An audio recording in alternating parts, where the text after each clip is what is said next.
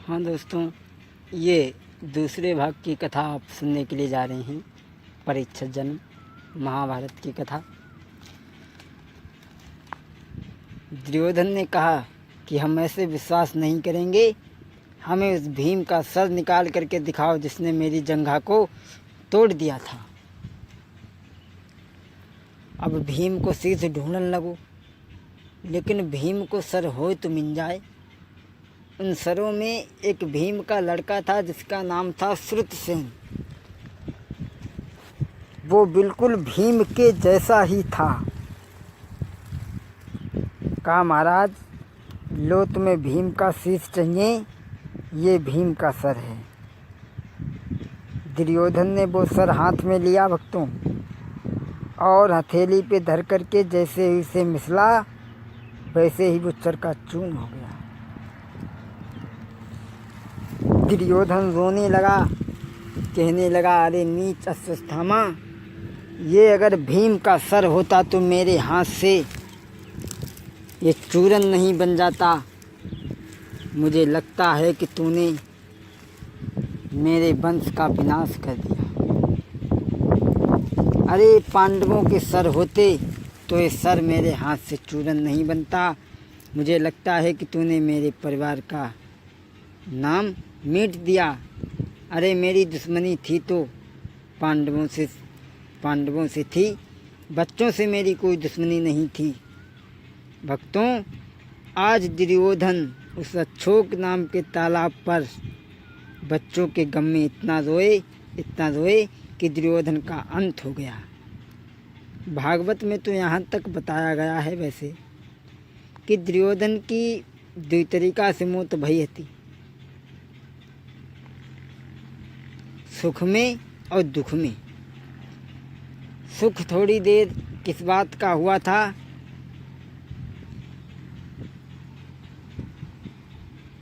कि ये पांडवों के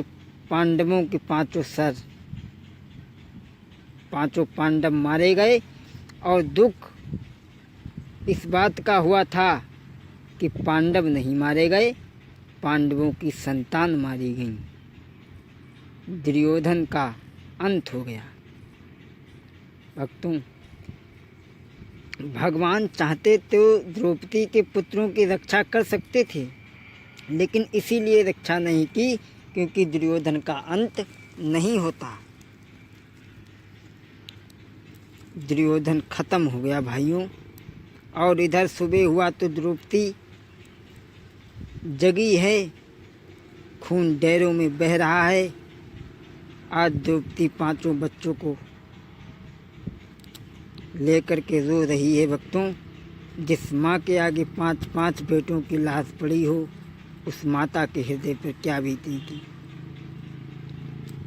द्रौपदी रोने लगी है। अरे के द्रौपदी बिलखी रही, मैया धरी के लासी ललान की द्रौपदी। ओ मेरे बेटा बोल सुनाई दे,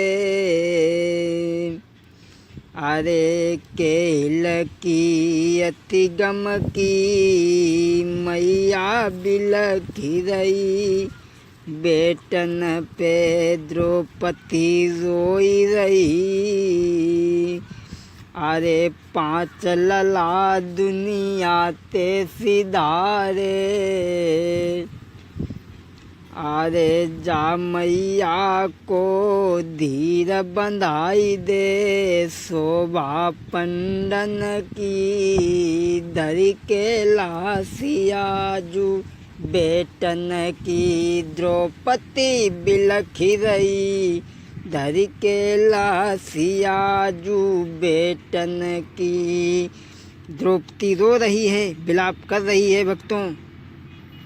उसी समय अर्जुन आ गए और अर्जुन ने द्रौपदी को रोता हुआ देखा। 5 बच्चों के शीश कटे हुए देखे तो आंखों में खून के लोहू उबलाए भक्तों, और प्रण किया, द्रौपदी तुम रो नहीं,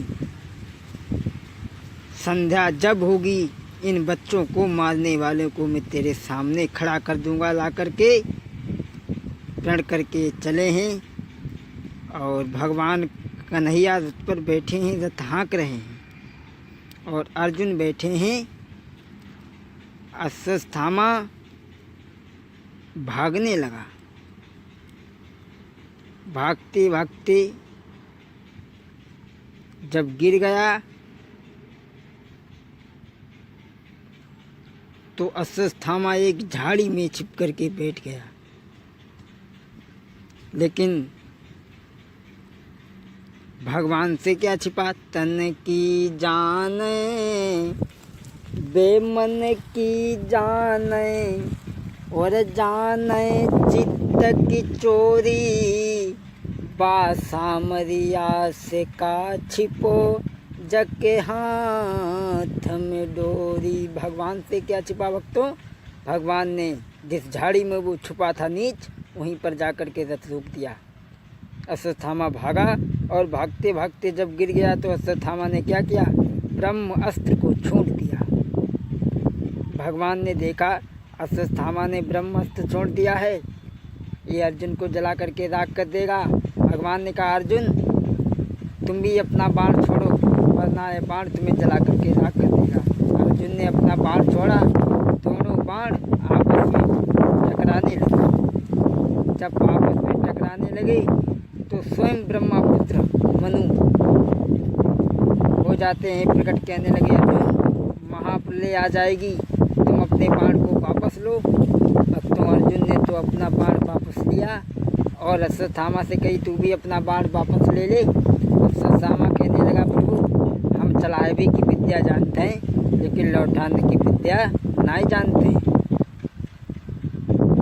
भगवान ने अपनी माया के द्वारा चक्र के द्वारा उस बाण को शांत किया है और अश्वत्थामा को भगवान ने झपट करके पकड़ लिया है और बांध करके रथ में, जैसे कोई चोर बांधा जाता है, बांध करके रथ में द्रौपदी के सामने ले आकर के खड़ा कर दिया। भगवान कहने लगे द्रौपदी इसी ने तेरे 5 बच्चों की हत्या की है, ले तेरे सामने खड़ा है, बता द्रौपदी अब इसे मार दिया जाए या छोड़ दिया जाए। अरे मार दिया जाए या छोड़ दिया जाए, बोल इसके साथ क्या सलूक किया जाए। मार दिया जाए छोड़ दिया जाए, बोल इसके साथ क्या सलूक किया जाए। बता द्रौपदी इसे मार दिया जाए या छोड़ दिया जाए।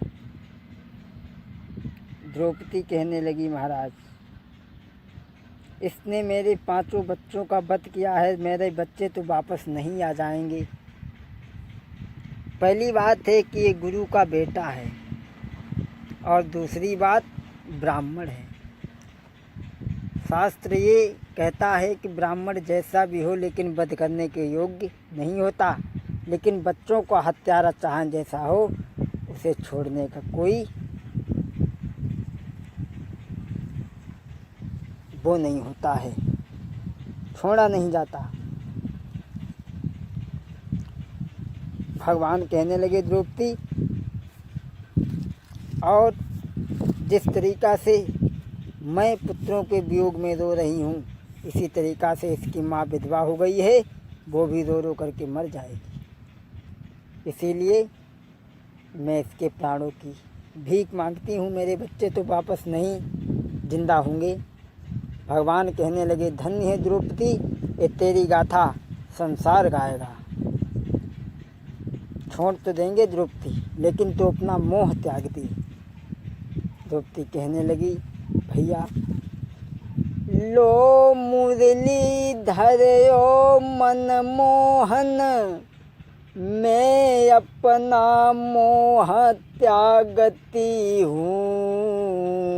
पर एक अनाथ ब्राह्मण के प्राणों की भीख मांगती हूँ। द्रौपदी कहने लगी महाराज मैं अपने बच्चों का मोह त्याग रही हूँ इसी समय, लेकिन इसे छोड़ दो। लेकिन शास्त्र ये भी कह रहा है कि बच्चों का हत्यारा चाहे जैसा हो उसे छोड़ना नहीं चाहिए। भगवान कहने लगे द्रौपदी छोड़ तो देंगे, तो अपना मोह त्याग दे। द्रौपदी ने अपना मोह त्याग दिया भक्तों। भगवान कहने लगे अर्जुन अब इसे मारो भी नहीं और छोड़ो भी नहीं। सोए अर्जुन चक्कर में फंस गए, सोचने लगे भगवान हमारी परीक्षा कर रहे हैं। अर्जुन ने क्या किया, आगे बढ़कर के अश्वत्थामा के मस्तिष्क में एक जन्म से दिव्य मणि थी, उसके सर को फोड़ा, वो दिव्य मणि निकाल ली।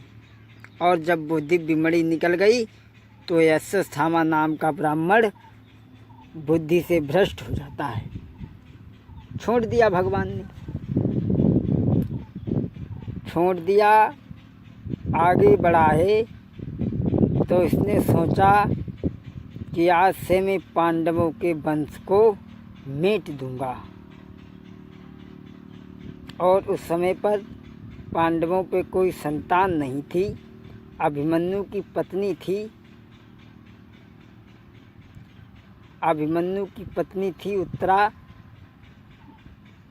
वो गर्भ से थी। तो इसने नफरत के भाव में आकर के आगे बढ़ के क्या किया है, ऐसा बाण छोड़ा जो उत्तरा के गर्भ में प्रवेश कर गया और उस गर्भ को वो बाण जो अंदर शिष्य था उसे जलाने लगा है। द्रौपदी उत्तरा पछाड़े खाने लगी, हाय कन्हैया हाय माधव मेरी रक्षा करो। अगर तुमने मेरी रक्षा नहीं की तो संसार के लोग तुमसे विश्वास नहीं करेंगे। और भक्तों भगवान के कानों में आवाज़ पहुंची। भगवान सोचने लगे बाहरे नीच, तूने अपनी नीचता का परिचय तो दे दिया, क्योंकि हरदी जल्दी ना तजे और खटरस तजे नाम, चून सफ़ेदी ना तजे न आदत तजे गुलाम। नीच से तो सर्प अच्छा है जो एक ही बार काटता है, लेकिन नीच पग पे काटता है, इसलिए नीच से तो सर्प अच्छा है। भगवान ने सोचा कि उत्तरा के गर्भ पर आफत है, हमें रक्षा करनी चाहिए।